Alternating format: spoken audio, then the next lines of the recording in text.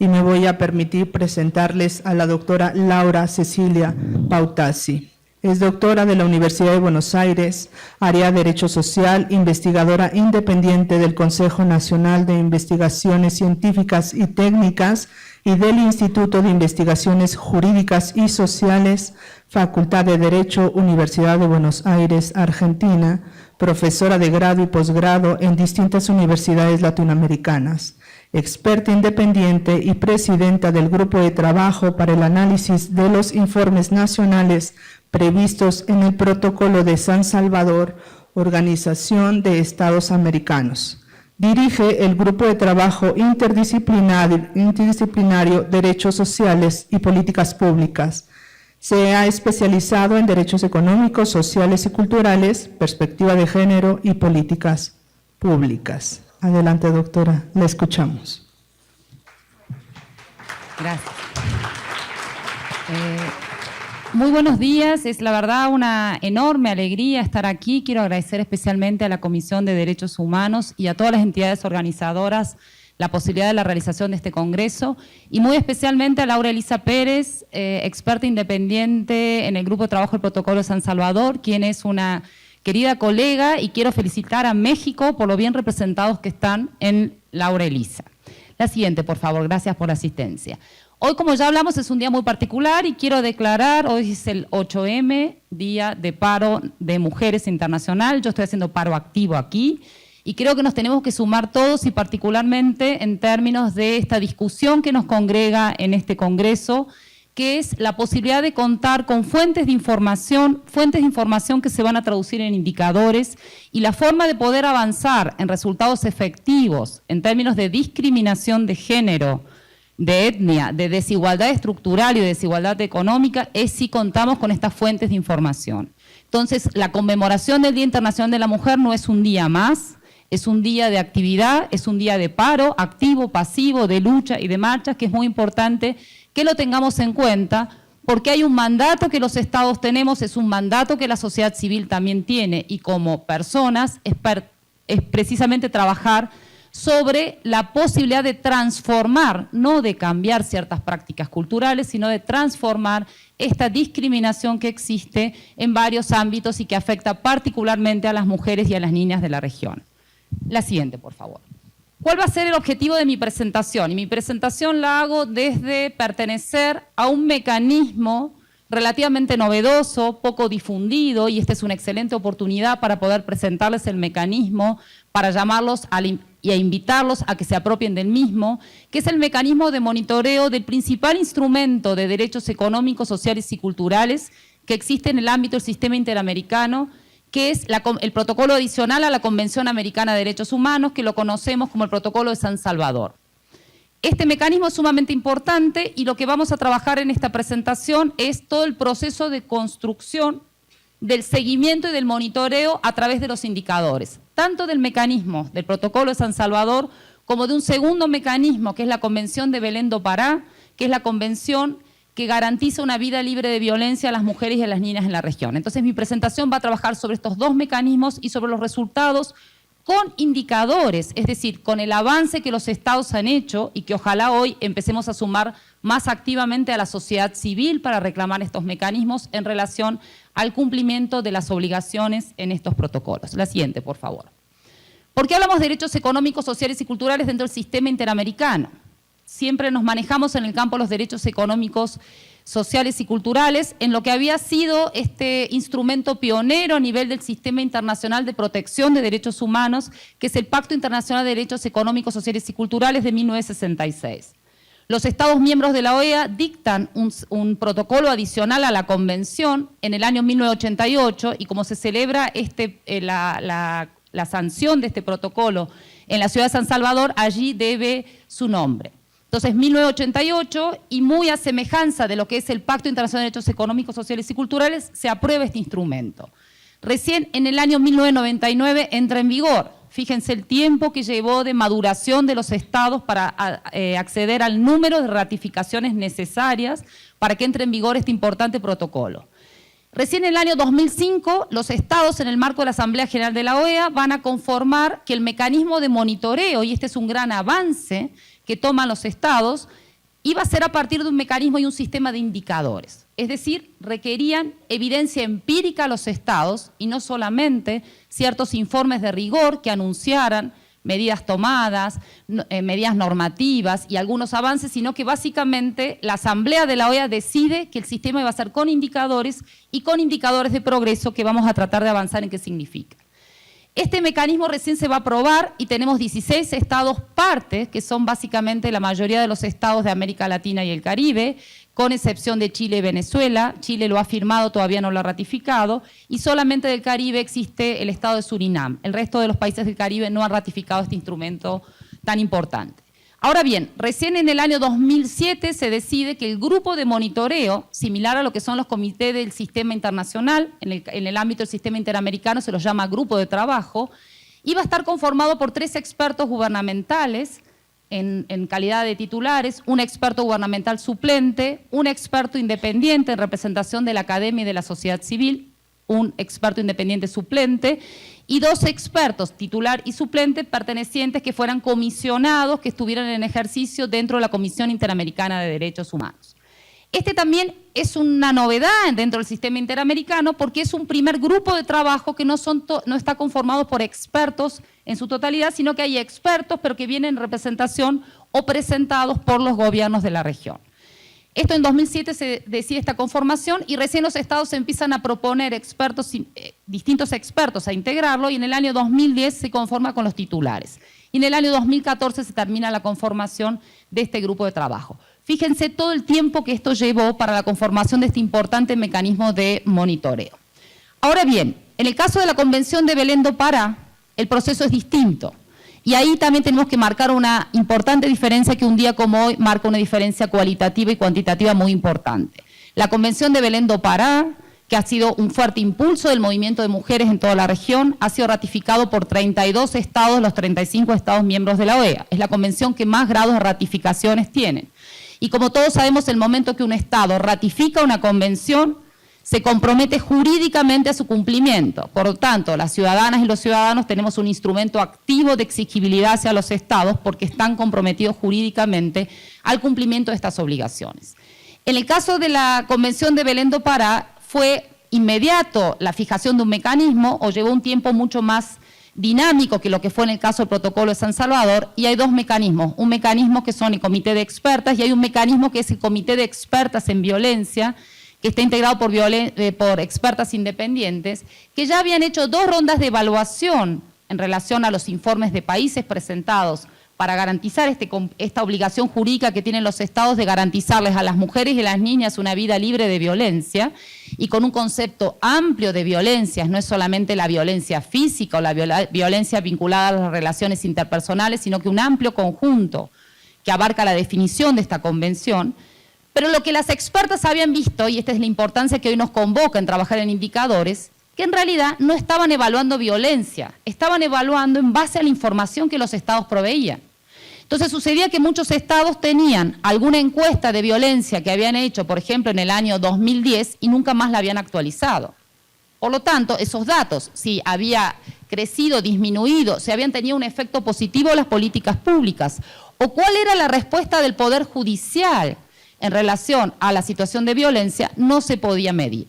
De allí que el sistema de Belén do Pará para la tercera, es decir, las expertas adquieren, y en base a lo que es el mecanismo de seguimiento de la Convención de Belén do Pará, el MESECBI, adoptan también un sistema de indicadores de progreso, precisamente en una decisión de ambos mecanismos de monitoreo, de tener un sistema de monitoreo similar, es decir, con indicadores de progreso, en una idea de que esta región tiene que avanzar en metodologías de aporte entre los estados, no seguir sumando nuevas metodologías, nuevos sistemas. Ya los estados tienen una carga importante de mecanismos a los cuales tienen que responder con mecanismos de informes y por lo tanto en una lógica de economía de proceso se utiliza que hay 2 mecanismos y quiero subrayar que son vinculantes los sistemas de indicadores para responder a este mecanismo. La siguiente, por favor.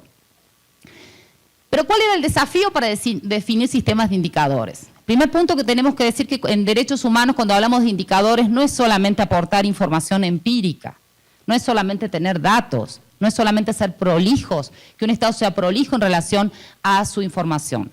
sino que el de gran desafío, y esto ya la academia venía más de 20 años discutiendo sobre la posibilidad de ponerle evidencia empírica a la medición de derechos, ponerle contenido al derecho, era precisamente cómo se medían los derechos. Entonces esto llevó a una discusión previa a que estos mecanismos fuesen adoptados, donde específicamente se constata que es posible medir derechos, es posible medir cumplimiento de obligaciones. Ahora bien, todos quienes estamos interesados o cercanos a los indicadores sabemos que requerimos una unidad de medida. O sea, algo tenemos que medir. ¿Qué es lo que queremos medir?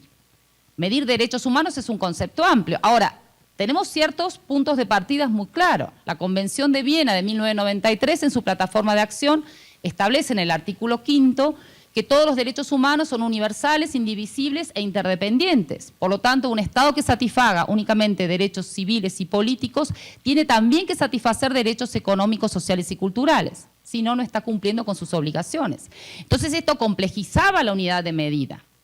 ¿Cuál era la unidad de medida más viable para ponerle evidencia empírica a los derechos? A su vez también, y esto es interesante a nivel regional, que toda la región estaba atravesando, y esto fue un gran avance a nivel del sistema universal de derechos humanos, lo que fue la Declaración del Milenio, con los Objetivos de Desarrollo del Milenio, pero particularmente con el desembarco del enfoque de derechos. Toda la primera década de este nuevo siglo hemos estado con una explosión, una suerte de boom de derechos. Pero este boom de derechos hay que acompañarlo con efectivamente el cumplimiento de derechos. Y esto implica también un componente de exigibilidad y también de justiciabilidad. Era interesante que veíamos en el panel de apertura que había representación de poder legislativo, representación de poder ejecutivo y nos faltó mayor representación del poder judicial. Precisamente el ámbito donde los derechos, en caso que la exigibilidad sea más debilitada, donde va a tener cada persona la posibilidad de establecer su petición en relación al cumplimiento de derechos en el ámbito de la administración de justicia. Por lo tanto, cuando hablamos de políticas públicas, hablamos de toda la institucionalidad del Estado, no solamente el Poder Ejecutivo, que sería quien estaría más interpelado directamente en el campo del cumplimiento de los derechos económicos, sociales y culturales. ¿Y por qué decimos esto? Porque son los derechos más complejos, porque tienen una mayor carga de obligación positiva. El Estado tiene que hacer, y para esto requiere una importante interdependencia con los derechos económicos y con el presupuesto público. No se hacen bases si no hay presupuesto, no se efectivizan derechos si no hay presupuesto que acompañe y por lo tanto esta interdependencia entre políticas económicas y políticas sociales son fundamentales. Por lo tanto, los ministerios de Economía y de Finanzas tienen que estar claramente en esta discusión e interpelados en relación al cumplimiento de obligaciones. Entonces, el enfoque de derechos lo que viene a aportar claramente es esta posibilidad de que el lenguaje de derechos impregne las discusiones en la región. Luego de décadas como el 90, donde había habido una ruptura muy fuerte entre el ejercicio de derechos, una consagración de las personas ya no como titulares de derechos, sino un tratamiento en tanto de beneficiarios de muchas políticas de corte asistencial, el nuevo milenio recupera esta posibilidad y precisamente el enfoque de derechos les recuerda a los estados que no hay retos en derechos humanos, hay obligaciones jurídicas para cumplir. Por lo tanto, sus políticas públicas se debían fundamentar en todo este corpus de derechos humanos que habían ratificado. Y ese fue el gran desafío del enfoque de derechos que todavía hoy estamos llamados a precisar. Se ha avanzado mucho retóricamente, pero requerimos un mayor esfuerzo donde efectivamente el asistencialismo o esta consagración de que las personas, porque el enfoque de derechos que tiene principalmente un efecto sobre el empoderamiento ciudadano. Son sujetos titulares de derechos, sujetos titulares activos, y esto está refrendado por todos los pactos y convenciones internacionales. Entonces teníamos herramientas vinculadas al enfoque de derechos, una interpelación directa a los estados que debían fundar sus políticas públicas, ya no en meras voluntades políticas, sino en este corpus de derechos humanos, y a su vez también los mecanismos de monitoreo estaban avanzando en exigir a los estados evidencia empírica. La siguiente, por favor. Como les decía, esto fue un enorme debate que ya la academia había trabajado fuertemente y a lo largo de las presentaciones que vamos a tener estos 2 días nos vamos a nutrir de muchos de estos avances que se hicieron y de estas discusiones. Pero había que ver cuál era, y como yo decía, la unidad de medida. Entonces, la unidad de medida, en el caso del protocolo de San Salvador, no era analizar las condiciones de vida de la población en sí mismo. Esto se analiza de alguna manera en el contexto general, pero lo que había que ponerle indicadores era el cumplimiento de los derechos y cómo estos derechos se habían definido dentro del protocolo. Entonces, ¿qué se requería? Se requería una definición más precisa Y esa es la labor de interpretación del alcance de cada uno de los derechos en un pacto, un tratado internacional, y los resultados. Entonces, el mecanismo de monitoreo con los indicadores tiene este límite. La unidad de medida es el protocolo de San Salvador. En el caso de Belén do Pará es lo mismo. No es la situación de violencia en general, es medir el cumplimiento en base a la definición que los estados aceptaron y ratificaron sobre Belén do Pará. Y sobre esa medición esa definición de violencia se establecen los indicadores. Entonces, se requieren unidades estadísticas, fuentes de información confiables de los estados, y este es un punto fundamental para trabajar de aquí en más fuertemente, pero a su vez también, y esto creo que es innovador dentro del campo de lo que había avanzado el sistema de protección universal y lo que se hace dentro del sistema interamericano, es que se avanza en poner también metodologías cualitativas de análisis. Es decir, a los estados, ustedes tienen que interrogar a su población, porque la misión que tenemos desde el conjunto de derechos humanos es empoderar a la población. Y entonces tenemos que preguntarles a la ciudadanía si efectivamente están no solamente satisfechos, si han visto que sus derechos no han sido vulnerados. Por ejemplo, si se respetan las prácticas culturales de medicina indígena dentro del sector público en México de salud, por ejemplo. Entonces se incorporan también este tipo de herramientas. Entonces ahí se trabaja con indicadores sociales, pero lo que avanzan los indicadores de progreso es precisamente en este desafío que pasa a ser una definición de indicadores en relación a cumplir el cumplimiento de estas obligaciones contenidas en cada uno de los derechos. La siguiente, por favor. El protocolo de San Salvador, como les decía, se aprueba en 1988, absolutamente inspirado en el PIDESC, reconoce centralmente 8 derechos económicos, sociales y culturales, básicamente el derecho a la seguridad social, el derecho a la salud, derecho a la educación, derecho a un medio ambiente sano, derecho a la alimentación adecuada, derechos laborales y libertades sindicales, derechos y beneficios a la cultura y derecho, me olvidé de uno, creo que estamos todos. Esto, y cuando el grupo de trabajo ya constituido a partir del 2010, había un antecedente importante que la Comisión Interamericana de Derechos Humanos ya había hecho un primer documento de lineamientos para establecer un sistema de indicadores. Lo que el grupo de trabajo hace es decir, bueno, los estados tienen que empezar a familiarizarse para hacer estos indicadores. Es nuevo los indicadores de progreso, entonces no podemos caer sobre los estados con pedirles un mecanismo que va a llevar tiempo. Entonces, la decisión del grupo de trabajo fue agrupar en dos los derechos contenidos en el protocolo de San Salvador. Hizo un primer agrupamiento con derecho a la seguridad social, derecho a la salud y derecho a la educación, y un segundo agrupamiento de derechos con derechos laborales y libertades sindicales, derecho a la alimentación adecuada, derecho al medio ambiente sano y derechos culturales. Y los derechos que el protocolo establece vinculados a lo que es la discriminación de género, vinculados a la discriminación étnica, vinculados a las condiciones y a los derechos de niños, niñas y adolescentes, de personas adultos mayores, de personas con discapacidad, se establecieron como derechos transversales. Es decir, cada uno de estos derechos debía tener también contenido transversal por cada uno de los derechos protegidos de mujeres, niñas, personas con discapacidad y demás. Este proceso era precisamente para aliviar un trabajo, pero además también para consolidar el mecanismo y para que los estados se apropien de un mecanismo que ha estado diseñado bajo el principio de devolución. Es decir, que esto a quien mejor le va a reportar es a los estados y a la sociedad civil. No es un mecanismo solamente de monitoreo, sino que les va a permitir hacer un proceso de introspección de cómo estaban avanzando en sus políticas públicas, insisto, en toda la estatalidad pública. Por ejemplo, si el Poder Legislativo no estaba sancionando normas regresivas en relación a derechos humanos. Ustedes saben que esta es una prohibición central en el campo de derechos humanos. Entonces, este era el primer desafío. La siguiente, por favor. De aquí se definieron 3 tipos de indicadores que era también en conjunción con lo que ya estaba establecido en el sistema de protección universal. Indicadores estructurales, indicadores de proceso e indicadores de resultados. Pero lo que añade novedosamente el sistema interamericano son las medidas de progreso o las señales de progreso cualitativas, que es precisamente consultar la opinión de las personas, los sujetos tutelados por cada uno de estos mecanismos en relación a su definición. Esto confluye, y quienes han tenido la oportunidad de ver el mecanismo, en unas tablas en las cuales van a atravesar, porque claro, uno puede tener muchos indicadores. Si más de uno de ustedes está en gestión pública, y si yo, ¿qué hago con todos estos datos? Nosotros mismos, como mecanismo de monitoreo, decimos, ¿y qué hacemos con todos estos indicadores? ¿Cómo se leen todos estos indicadores? ¿Cómo sirven? Entonces, el mecanismo se fue trabajando con también unas estructuras de categorías transversales. Era muy importante conocer cómo el Estado había realizado una recepción del derecho, y esto atravesaba todos los indicadores. Cómo el Estado había avanzado en relación a compromisos presupuestarios y compromisos financieros. Era efectivamente cuánto el Estado no solamente estaba destinando, sino también cuánto ejecutaba de manera periódica en relación a sus compromisos financieros. Una tercera categoría que también es bastante novedosa en relación a las del sistema internacional son las capacidades estatales o capacidades institucionales.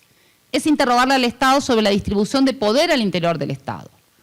Porque ya teníamos mucho conocimiento, y esto los estudios de género nos habían aportado muy fuertemente mucha evidencia en relación que puede haber voluntad política para aplicar y avanzar en la transversalidad de género, pero pueden faltar recursos técnicos, pueden faltar recursos económicos, puede faltar personal capacitado. Entonces, un indicador de capacidad institucional es, por ejemplo, qué mecanismo de capacitación tienen jueces y juezas en relación a derechos económicos, sociales y culturales. Eso es ver cuál era la formación y cuánto el Estado se había preocupado precisamente sobre esta necesidad de que los jueces y juezas estén capacitados en derechos económicos, sociales y culturales, para poner un ejemplo. Y luego hay 3 principios transversales centrales en derechos humanos que también fueron incorporados.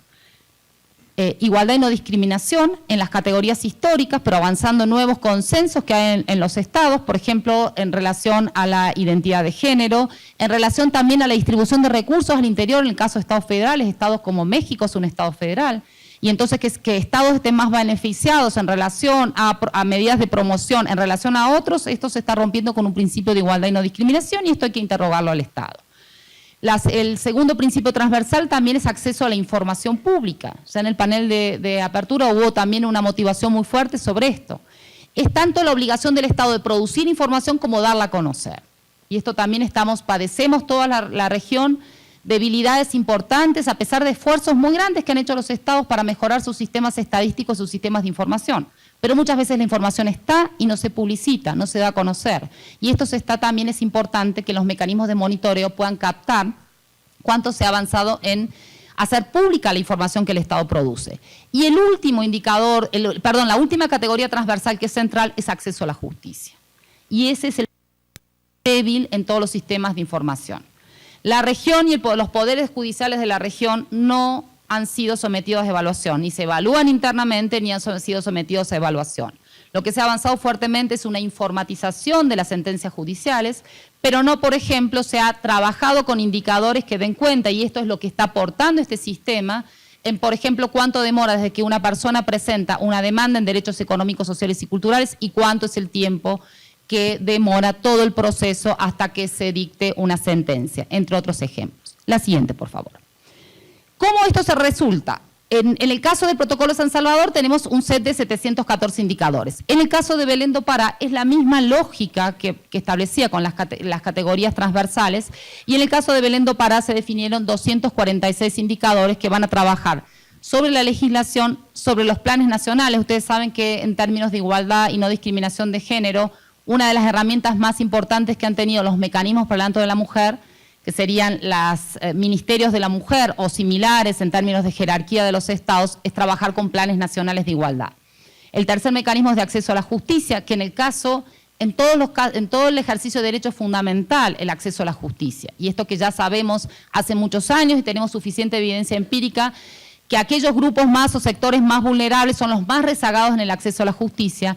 En el caso de violencia contra las mujeres hay un rezago todavía mucho mayor. Entre el momento que la mujer presenta la denuncia, con mucha resistencia para que las policías tomen esta denuncia, hasta que interviene la fiscalía y el texto resuelve, es muy probable que la mujer haya sido víctima de un femicidio. Entonces, la interpelación sobre los poderes judiciales es fundamental. Y finalmente, 2 otras categorías: información y estadísticas y diversidad.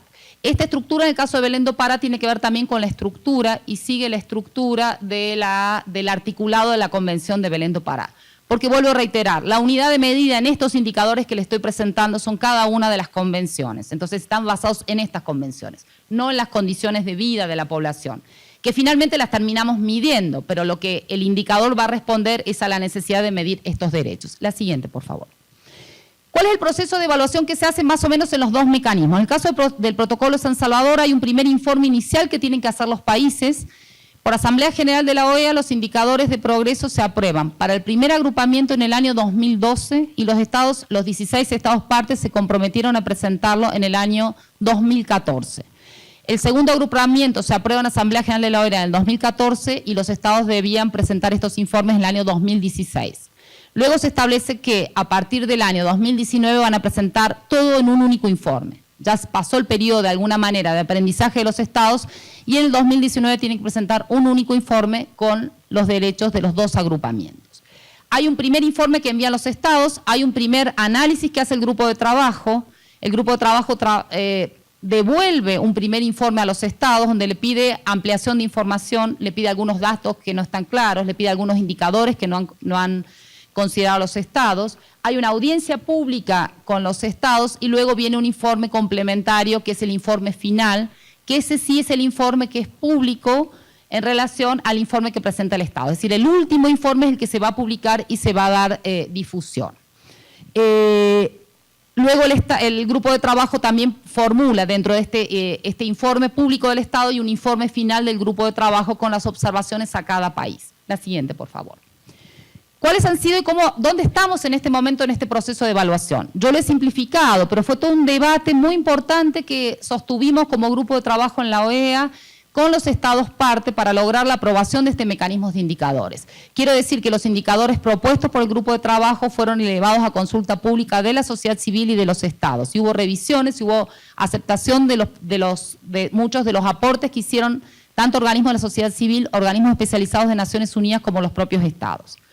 Ahora bien, como les decía, 2014 tenían plazo para presentar los estados informes del primer agrupamiento y 2016 del segundo agrupamiento.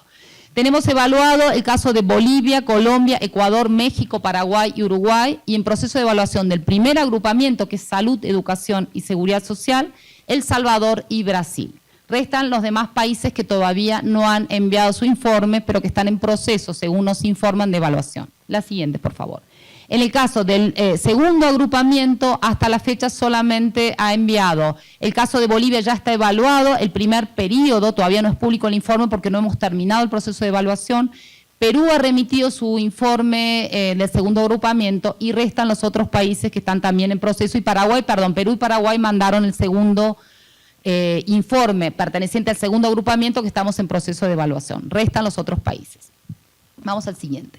En el caso de Belén do Pará, como les decía, el conjunto de estados parte es mucho mayor, son 32 estados parte. En el 2013 las expertas del CEBI, el Comité de Seguimiento de Belén do Pará, recogió 19 informes de estados partes con el mecanismo de indicadores. Hubo una diferencia sustancial entre ambos procesos. El mecanismo del MESECBI, que es el mecanismo de seguimiento de Belén do Pará, es parte de la Comisión Interamericana de Mujeres, un órgano que inclusive precede a la conformación de la OEA, y tienen una posibilidad de brindar asistencia técnica hacia los estados que no tienen en este caso el protocolo de San Salvador. El caso del protocolo de San Salvador, no solamente que los expertos y expertas que lo integramos nos desempeñamos ad honorem, sino que no tiene presupuesto regular de la OEA. Se financia, que solamente contribuye para financiar periodos de sesiones, a partir de contribuciones voluntarias que hacen los estados a un fondo. Entonces esto también marca una diferencia importante entre la asistencia técnica que se puede brindar en un mecanismo y en otro mecanismo. En el caso de Belén do Pará, como decía, hubo 19 países que entregaron sus informes, hubo un seguimiento y hubo una primera ronda de evaluación de las expertas del mecanismo de Belén do Pará. Allí se ve un avance muy importante, pero quizás lo que yo recojo de la lectura de esos informes es que los estados, y sobre todo, y aquí marco también una diferencia, y aquí también es una convocatoria, aquí hay mucha sociedad civil presente, es importante también este aporte, que el movimiento de mujeres siempre ha tenido un rol mucho más activo en relación a las demandas con los estados. Entonces hay un diálogo mucho más establecido entre los mecanismos del Adelanto de la Mujer y el movimiento de mujeres. En el caso de los derechos económicos, sociales y culturales nos falta todavía mucho más esa sociedad civil activa que vaya reclamando a los estados. Y dentro de cada área sectorial de los estados, porque esto también es la particularidad de los derechos económicos, sociales y culturales, las áreas de los ministerios de Trabajo, ministerios de Desarrollo Social, ministerios de Salud, la producción de información y también, por supuesto, la producción de información lo que va a dar cuenta es del cumplimiento de obligaciones y cuánto están cumpliendo, cuánto están incumpliendo las obligaciones y cuánto hay de avance y cuánto hay de retroceso. Y sobre esto después me voy a detener sobre la diferencia entre avance y progresividad. Pero les decía que en el caso de Belén do Pará lo importante fue, y lo que yo rescato, al menos esta es una opinión personal de los informes presentados, es que los estados se dieron cuenta que no podían completar los informes, los indicadores que se les requerían de manera aislada. Ustedes saben que hay una práctica habitual que lo hacen la mayoría de los estados, es que llega la demanda de los informes, sea el sistema universal, sea el sistema interamericano, a Cancillería, allí hay alguien que coordina este informe, pero pide insumos de cada una de las áreas competentes y luego arma un informe. Los indicadores rompieron en parte con esta lógica y esto creo que es sumamente importante, porque no se pueden armar tan fácilmente. No es solamente decir, bueno, ¿qué leyes hay de educación? No es solamente las leyes, que sería el indicador de recepción del derecho. ¿Qué tasa de alfabetización usted tiene? ¿Qué tasa de alfabetización tiene desagregada por etnia, por edad, por personas afrodescendientes, por mujeres? Entonces, esto también complejizaba. Entonces, en la experiencia de Belén do Pará, hasta lo que ha sido, que es todavía todo muy reciente, este es un sistema que tenemos que ir perfeccionando, lo que los estados asumen, y hubo experiencias muy interesantes en varios estados, el caso de Paraguay, el caso de Ecuador, que hicieron mesas interinstitucionales donde se pusieron en diálogo y quizás era la primera vez que dialogaban la Fiscalía con la Policía, con el Poder Judicial, a partir del informe.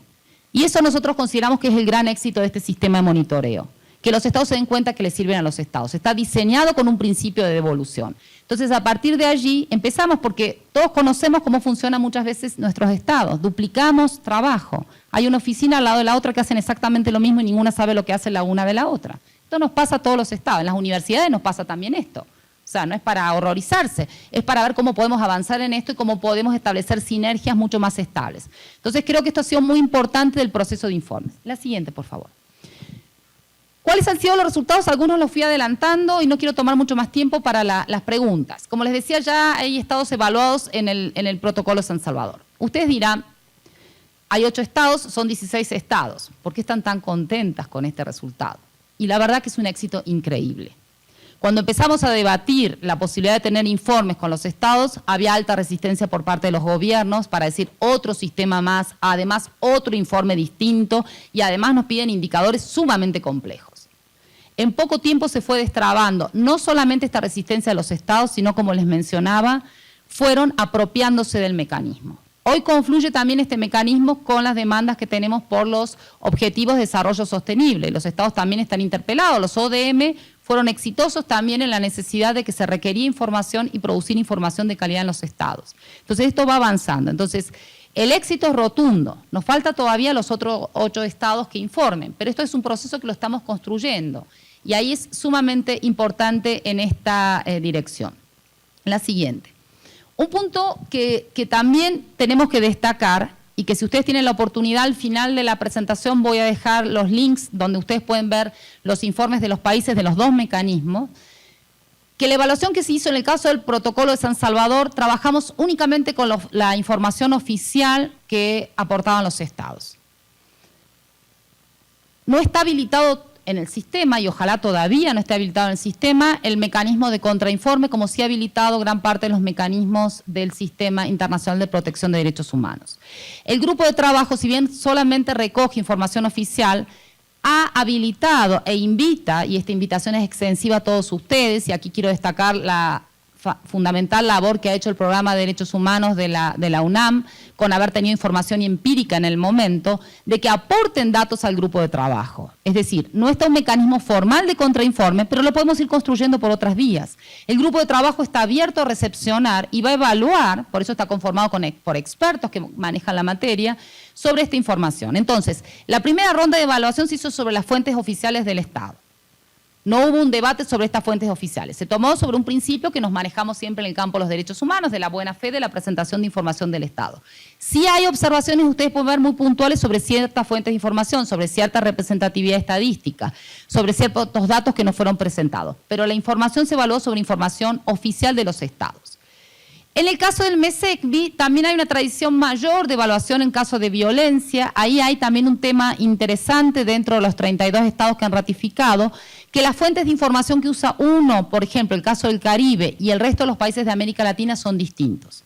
El Caribe utiliza básicamente para medir violencia registros administrativos Y en el caso de muchos de los países de América Latina, México es un país que tiene importantes avances en fuentes de información de medir violencia de género, trabaja con encuestas. Entonces también hay dos mecanismos distintos y esto también ha marcado una evaluación sobre los mecanismos sobre uno y otro para recomendar a futuro, precisamente por esto que les decía, se requieren fuentes actualizadas. En ambos mecanismos no es fácil poner cuál es la línea de base sobre la cual uno va a medir y por eso mencionaba que es importantísimo trabajar no sobre progresos, sino sobre progresividad. ¿Qué quiero decir? En el campo de derechos humanos hay un principio central que es la obligación de progresividad y no regresividad. Como todos sabemos, la no regresividad implica no retrotraerse sobre derechos ya adquiridos de la población, no disminuir en beneficios ya adquiridos. La progresividad no implica simples progresos. Y pongo un ejemplo. Un Estado nos puede informar el mecanismo del protocolo de San Salvador que disminuyó la tasa, digamos, una mejor tasa de desempleo en relación al periodo anterior evaluado. Inclusive ni siquiera con una evaluación, simplemente en dos años de conformación o en un mismo año que vaya disminuyendo la tasa de desempleo. Este es un dato importantísimo socioeconómico. Ahora, ¿qué evaluamos desde un mecanismo de derechos humanos? Y por eso es la particularidad de los indicadores de progreso. Le vamos a preguntar, ¿y la tasa de desempleo de género qué variaciones tuvo? Y puede que esa tasa de desempleo por género aumentó o se mantuvo en la misma línea. Por lo tanto, hubo un progreso en relación a la tasa global de desempleo, pero no hubo progresividad. Porque la progresividad se hubiese medido si disminuía la tasa de desempleo de las mujeres. Es decir, si el Estado redoblaba sus esfuerzos ante un dato muy alto, en toda la región es más alto el desempleo femenino que el masculino, redoblaba esfuerzos en esa línea. Entonces, no sé si soy clara, no es simple progreso, no es que mejoren los datos. Y aquí también es siempre la interpelación hacia las políticas económicas. Puede haber políticas de ajuste fiscal que mejoren los indicadores sociales. En la década del 90 tenemos muchos ejemplos que al principio, no siempre, luego fueron claramente, y hay evidencia empírica, que fueron responsables del aumento de la pobreza en la región. Pero entonces esta es la medición que se hace global en términos de derechos humanos. Es mirar que la progresividad es en relación a esta interdependencia, universalidad e indivisibilidad de los derechos humanos. Puede haber muy buenos rankings en estadísticas sociales, pero puede haber una disminución muy fuerte en la libertad de expresión. Por lo tanto, eso no es progresividad en un Estado. Y esto es sumamente difícil de medir. La Corte Interamericana dio algunos fallos interesantes en esta región, pero esto también es una invitación a que trabajemos más fuertemente sobre el concepto de progresividad, que requerimos todavía mucho más precisión y desarrollo. La siguiente, por favor. Nosotros tenemos, tanto en mirar, hay un principio también que respeta fuertemente el grupo de trabajo y que esto también diferencia con algunos indicadores socioeconómicos que se establecen en la región, por ejemplo, los indicadores de desarrollo humano que lleva el Programa de Naciones Unidas para el Desarrollo, es que en estos monitoreos no establecemos ranking de estados. Cada estado es una unidad de medida en sí misma y lo que importa es el cumplimiento de obligaciones en derechos humanos en ese estado en particular, no en el conjunto. No va a estar mejor rankeado un estado que otro. Y esto es un punto importante. Importante para que los estados conozcan, importante para que la sociedad civil también conozca. No es el ranking de quién mejoró mejor, quién tiene mejores datos en indicadores de salud, sino quién tiene, digamos, un avance importante en progresividad, en salud, educación, vivienda, etcétera, etcétera, etcétera. Lo que observamos en algunos estados que fueron creando a partir de la necesidad o el requerimiento de los indicadores, ciertos observatorios. El caso de Uruguay habla en esta dirección a partir de creación de un observatorio de DESC y con esto logran armar una intersectorialidad en el caso de los derechos. O en el caso del Estado Plurinacional de Bolivia, que en el caso de Bolivia es bien interesante porque tuvo una asistencia de la Oficina de Alto Comisionado de Naciones Unidas para Derechos Humanos. Y lo que hizo fue establecer los indicadores de progreso, no en el área de derechos humanos, sino en el Instituto de Estadísticas de Bolivia. Entonces ahí da una continuidad y también una transversalidad en relación, que no sea un área especial de derechos humanos, sino que sea la totalidad del Estado que esté en términos de producción de información en esta línea. Luego también en el caso de los trabajos entre ministerios sectoriales que anunciaba en algunos otros momentos. El grupo de trabajo, tanto el protocolo San Salvador como en el caso de Belén do Pará, las expertas del CEBI, tienen una enorme preocupación por la participación de la sociedad civil. Esto que también hace años que venimos escuchando la participación de la sociedad civil. Organismos internacionales de asistencia, Fondo Monetario habla de participación social, participación de la sociedad civil y cómo esto se mide, cómo esto se traduce. En el Grupo de Trabajo Protocolo San Salvador definimos algunos tipos de indicadores que fue curiosamente que eran muy sencillos de calcular y que los estados no han calculado. Por ejemplo, el número de organizaciones activas de defensa de derecho a la educación cuando medíamos derecho a la educación. Este es un dato que el Estado podría calcular muy fácilmente. Si uno lo toma por el registro que tienen los ministerios del Interior de organizaciones que estén registradas con personería jurídica y por la admisión, se puede sacar. Claro, es un dato que habría que limpiarlo bastante más, porque puede ser que la misión diga globalmente educación en derechos humanos y después luego sea una organización que hace consultorías vinculadas a educación profesional. Pero de todas maneras no es tan difícil de calcularlos por los estados. Sin embargo, no fue calculado. Algo que era un indicador bastante fácil si se ponían a pensarlo. Pero lo importante es, y por eso incorporamos las señales de progreso cualitativas, es ver cuánto se preocupan por hacer metas de cumplimientos de derechos económicos, sociales y culturales, o en el caso de los planes de igualdad y de garantía de no violencia de las mujeres con la participación de la sociedad civil. Un ejemplo notorio es Bolivia, tiene una excelente ley de participación sociedad civil. Ahora, no nos presentó al Grupo de Trabajo del Protocolo San Salvador ningún dato concreto de cómo habían articulado esta ley o cómo habían reglamentado la ley y qué acciones efectivamente habían sostenido. Pasa algo similar en el acceso a la información. Nosotros no solamente le preguntamos sobre las fuentes de información, sino cómo difunde. Qué derechos económicos, sociales y culturales pone, cómo difunde, son campañas televisivas, son campañas masivas, cómo se comunica a la población sobre estos derechos. La siguiente, por favor. Entonces, hay uno de los puntos centrales, y con esto voy acercándome hacia las conclusiones, es precisamente trabajar sobre las fuentes de información. En el panel de inicio se hablaba, todo aquello que no se mide queda invisibilizado, y es cierto, esto es fundamental, pero hay que trabajar con fuentes de información, no solamente metodológicamente confiables, sino también buscar nuevas oportunidades. Aquí hay también un trabajo muy interesante que se puede hacer desde los estados y también de la sociedad civil. En el caso de violencia de género, las sociedades civiles han sido quienes más han monitoreado el caso de los femicidios. Gran parte de los estados, mi país no tenía y todavía no ha terminado de construir indicadores, estadísticas en violencia de género. Básicamente se conocían los datos de femicidios por la labor de organizaciones de mujeres. No había un dato oficial. Entonces, el trabajar con las fuentes de información es el primer punto importantísimo. Pero este es un mandato que le compete a todos. El Poder Legislativo también tiene que tener fuentes de información confiables.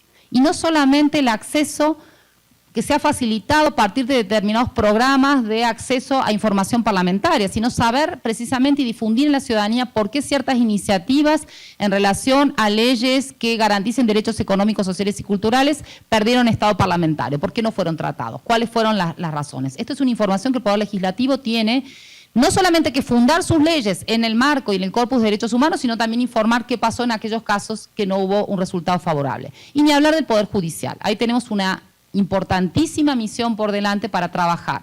Como les dije, se ha avanzado en la informatización de las sentencias judiciales, pero el resto del proceso no está evaluado. Hay puntos, como decía al inicio, la perspectiva de género, lo mismo que la perspectiva o enfoque de derechos, es un prisma, es una mirada que nos pusimos, estos lentes que nos pusimos de la mirada transversal, no es coyuntural, es básicamente tiene que acompañar precisamente los procesos de transformación. No se requieren simples cambios. La desigualdad y discriminación de género interpela a una estructura de poder asimétrica y por lo tanto no se requiere corregir que haya más mujeres en los puestos de decisión solamente. Se requiere más mujeres en los puestos de decisión, pero básicamente con una transformación que acompañe que estas mujeres tengan puestos de decisión y que se pueda avanzar en efectivos cumplimientos. Entonces, lo que se evalúa en ambos mecanismos es una escasa transversalidad de género. Ni hablar en términos de personas con discapacidad, personas afrodescendientes. Los estados avanzaron de manera muy importante en la región con incluir en las rondas censales del año 2010 datos en relación a pertenencia tanto étnica de indígenas como afrodescendientes, pero todavía requerimos más esfuerzos en esa línea. El tema que interpelaba Perla a la mañana sobre la necesidad de los migrantes. Tenemos muy baja información, casi escasísima de los estados que hayan presentado en relación a condiciones de migración. La siguiente. Y lo que requerimos también, además de esta desagregación de datos, trabajar en escala con la Agenda de los ODM. Es la Agenda 2030 y requerimos que todos nos sumemos en ambas agendas. No son incompatibles, nadie va a tener un trofeo mejor porque aplicó mejor los indicadores del sistema interamericano o los ODS. Trabajemos conjuntamente a nivel de los estados y nos potenciemos todos los mecanismos. Finalmente, tenemos también un escenario más favorable en relación a los estados, no todos, pero hay estados que realmente han avanzado fuertemente en relación a esta necesidad de que es importante trabajar con indicadores. Me queda muy poco tiempo. La siguiente, por favor. En términos de indicadores concretos, nos preocupa fuertemente en los estados que hemos evaluado el protocolo San Salvador todavía la persistencia de la informalidad laboral. Se requiere mucho más esfuerzo por parte de los estados para disminuir la informalidad laboral y que afecta más fuertemente a mujeres, a personas indígenas y afrodescendientes. La violencia de género, hoy es 8 de marzo y debemos trabajar más fuertemente con las violencias de género que hay en la región. Hay importante avance en relación a, ya estoy terminando, un debate que nos debemos en relación. México tiene una importante trayectoria en relación a los programas de transferencia condicionadas de ingresos y ahí tenemos que trabajar también que no necesariamente haber incorporado derechos implica que haya un ejercicio de derechos y por lo tanto las fronteras entre seguridad social y protección social las debemos discutir fuertemente en la región. Cuánto hay de contributivo, cuánto hay de no contributivo en la región. El principio de acceso a la justicia de las mujeres. Seguimos al final. Pasamos la siguiente por cuestiones de tiempo. La próxima, por favor. El tema de progresividad es un mandato central. El otro punto fundamental son las capacidades estatales. Es sumamente importante interrogarse sobre la forma de organización del poder en cada uno de los estados. ¿Cuánta capacitación ha habido? ¿Cuánto se conoce? ¿Cuánto se fundamentan sentencias judiciales en estos instrumentos? Y que hay que avanzar más fuertemente sobre la transversalidad en términos de género y de cuestiones étnicas. Aquí ustedes tienen las dos links o ligas, como dicen aquí en México, en relación donde pueden encontrar tanto los informes del protocolo de San Salvador como los mecanismos de Belén do Pará. Allí está la gráfica de los dos instrumentos las guías prácticas. La primera del protocolo de San Salvador, la de color verde, es donde están todos los indicadores definidos, estos 714 indicadores que presentamos, y la segunda están los 214 indicadores de Belén do Pará. Pero en esas ligas que ustedes tienen allí disponibles van a poder encontrar los informes de países y los informes de cada uno de los mecanismos en respuestas a estas rondas de evaluaciones. Para finalizar, creo que estamos en un momento, una oportunidad sumamente importante. Quería agregar que a nivel de la Corte Interamericana de Derechos Humanos también se ha avanzado en un reconocimiento. Hay dos fallos muy interesantes, la Corte Interamericana, donde están reconociendo el sistema de indicadores y la obligación estatal para esta línea. Inclusive hay también tendencias, el juez Ferrer MacGregor de México está avanzando también en plantear la necesidad. Ustedes saben que por el protocolo de San Salvador hay solamente dos derechos que son directamente justiciables ante la Corte Interamericana, que es el derecho a la educación y libertades sindicales. Y se está planteando a nivel de una discusión al interior de la Corte Interamericana abrir y incorporar nuevos derechos directamente justiciables. Entonces estamos en una oportunidad única dentro de esta región de avanzar, tenemos avances muy importantes en los países, los tenemos que aprovechar, tenemos que potenciar este mecanismo, ojalá todos nos confluyamos en esta voluntad y sigamos avanzando en garantizar más derechos económicos, sociales y culturales y más igualdad de género en la región. Muchas gracias.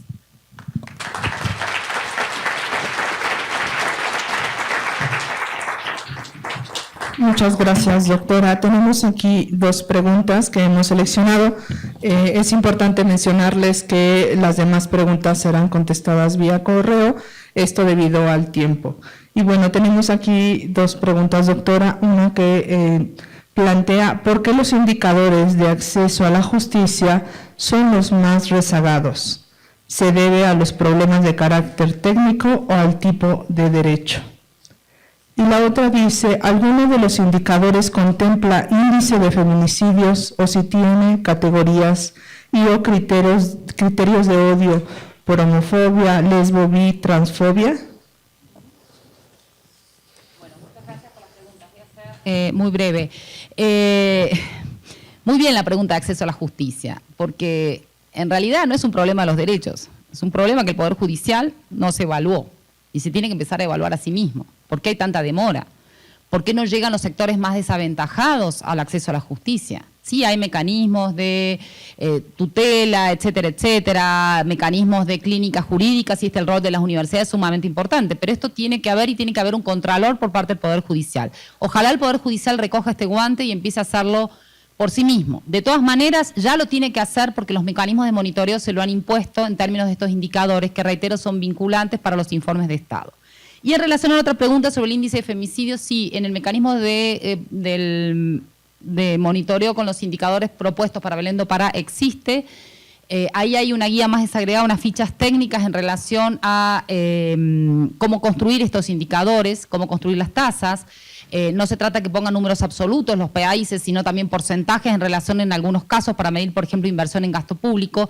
Y en relación a indicadores vinculados a criterios de odio y de diversidad sexual, también están incorporados dentro de este sistema de indicadores, así que fue recogido. Bueno, muchas gracias.